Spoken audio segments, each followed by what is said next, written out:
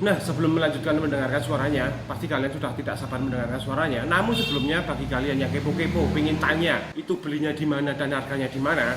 Itu belinya di sini, bro. Ya, ini di tulisan ini ya, ini di Gudang No PHP Klaten, itu di Instagram. Berikut nomor HP-nya ada di bawahnya. Pokoknya belinya di situ. Saya beli seharga kurang lebihnya 400 sampai 450 ribu, sudah termasuk ongkos kirim dari Klaten ke Wonosobo.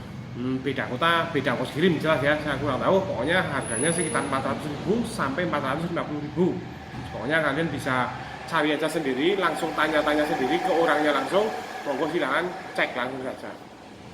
Dan kalau sekarang mari kita lihat suara knalpotnya. Bukan kita lihat, mari kita dengarkan suara knalpotnya.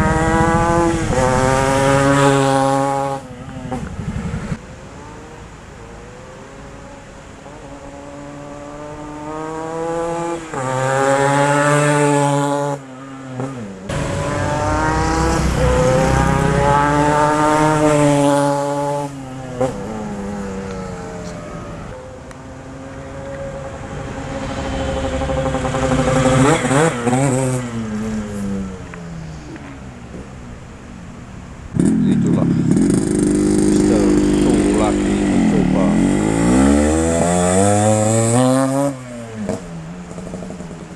Biasa knalpot anyar ceritane bane ancuk panas-panas.